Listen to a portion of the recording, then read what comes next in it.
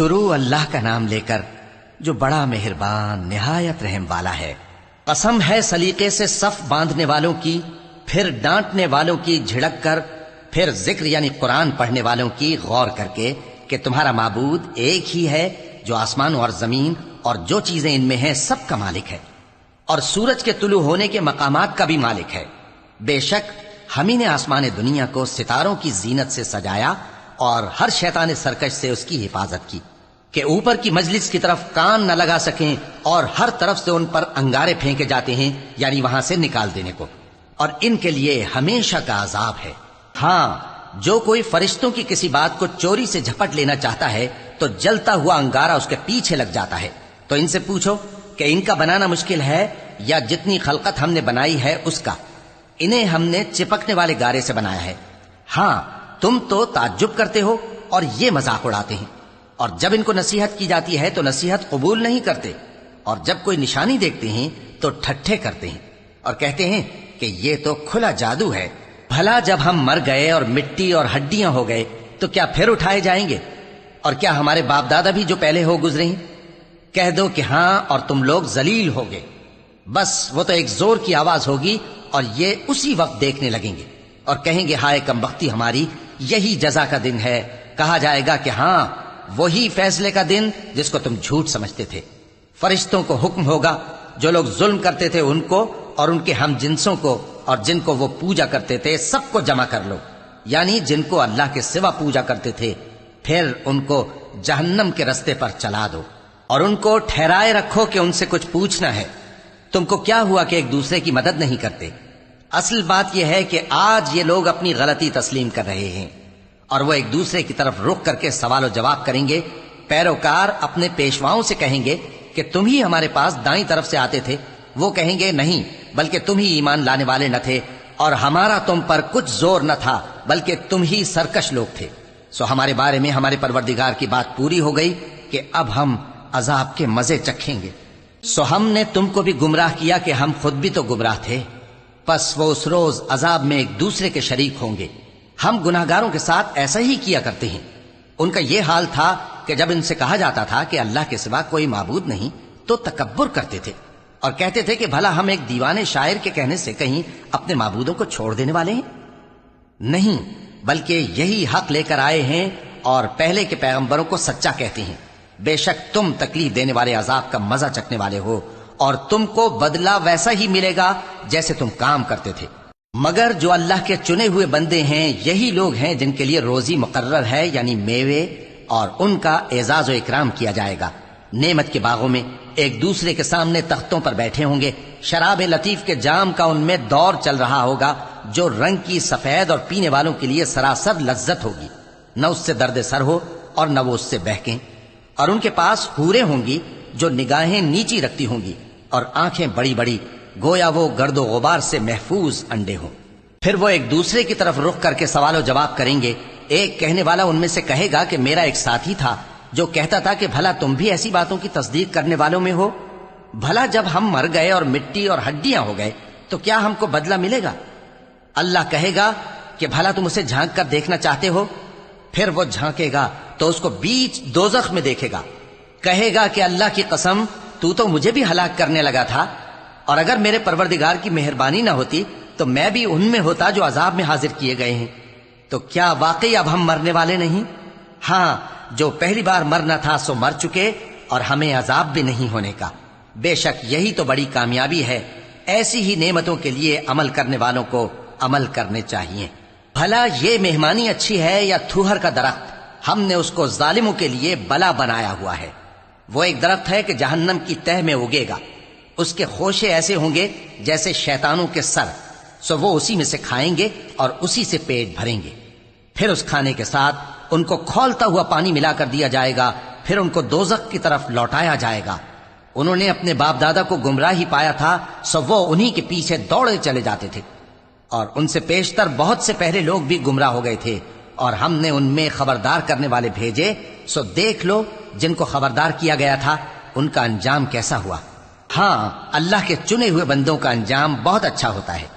اور ہم کو نوح نے پکارا، سو دیکھ لو کہ ہم دعا کو کیسے اچھے قبول کرنے والے ہیں، اور ہم نے ان کو اور ان کے گھر والوں کو بڑی مصیبت سے نجات دی اور ان کی اولاد ہی کو ہم نے باقی رہنے والا بنا دیا، اور ہم نے پیچھے آنے والوں میں ان کا ذکر جمیل باقی رکھا، یعنی تمام جہانوں میں کہ نوح پر سلام ہو۔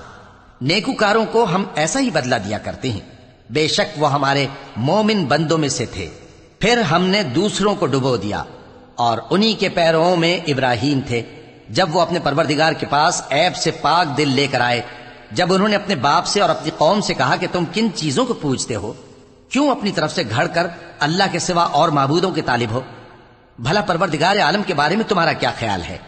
تب انہوں نے ستاروں کی طرف ایک نظر کی، پھر کہا میری تو طبیعت ٹھیک نہیں ہے۔ تب وہ لوگ ان سے پیٹ پھیر کر چلے گئے۔ پھر ابراہیم ان کے معبودوں کی طرف متوجہ ہوئے اور کہنے لگے کہ تم کھاتے کیوں نہیں؟ تمہیں کیا ہوا ہے؟ تم بولتے نہیں؟ پھر ان کو داہنے ہاتھ سے مارنا اور توڑنا شروع کیا۔ پھر وہ لوگ ان کے پاس دوڑے ہوئے آئے۔ ابراہیم نے کہا کہ تم ایسی چیزوں کو کیوں پوجتے ہو جن کو خود تراشتے ہو، حالانکہ تم کو اور جو تم بناتے ہو اس کو اللہ ہی نے پیدا کیا ہے۔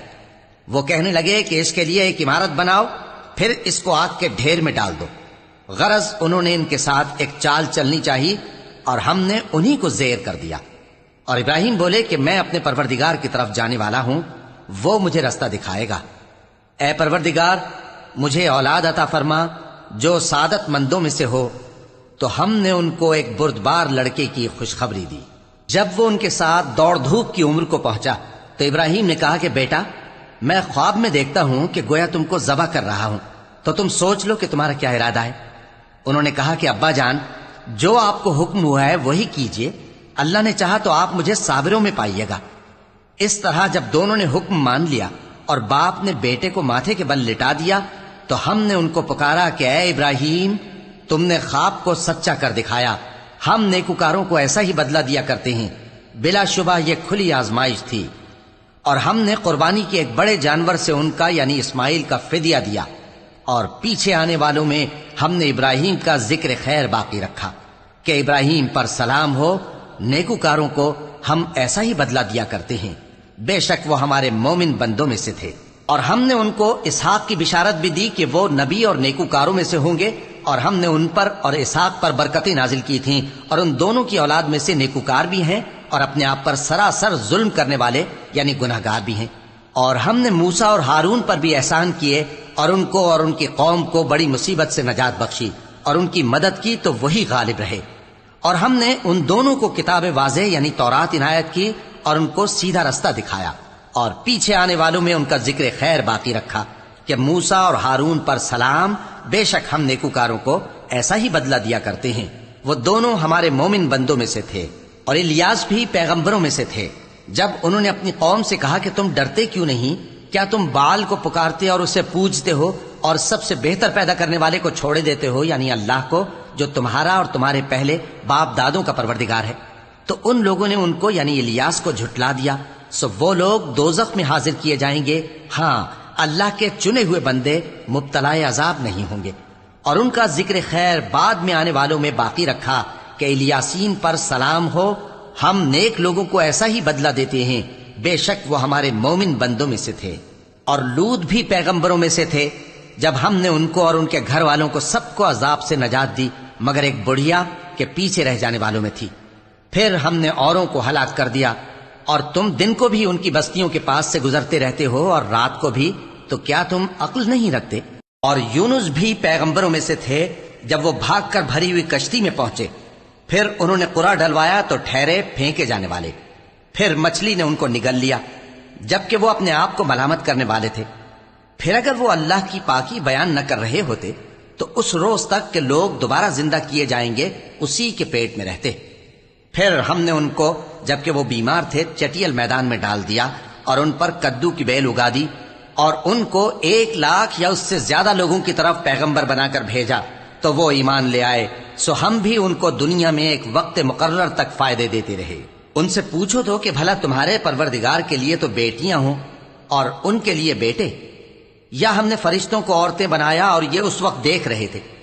دیکھو، یہ اپنی جھوٹ بنائی ہوئی بات کہتے ہیں کہ اللہ کی اولاد ہے، حالانکہ یہ جھوٹے ہیں۔ کیا اس نے بیٹوں کے مقابلے میں بیٹیوں کو پسند کیا ہے؟ تم کیسے لوگ ہو؟ کس طرح کا فیصلہ کرتے ہو؟ بھلا تم غور کیوں نہیں کرتے؟ یا تمہارے پاس کوئی واضح دلیل ہے؟ اگر تم سچے ہو تو اپنی کتاب پیش کرو۔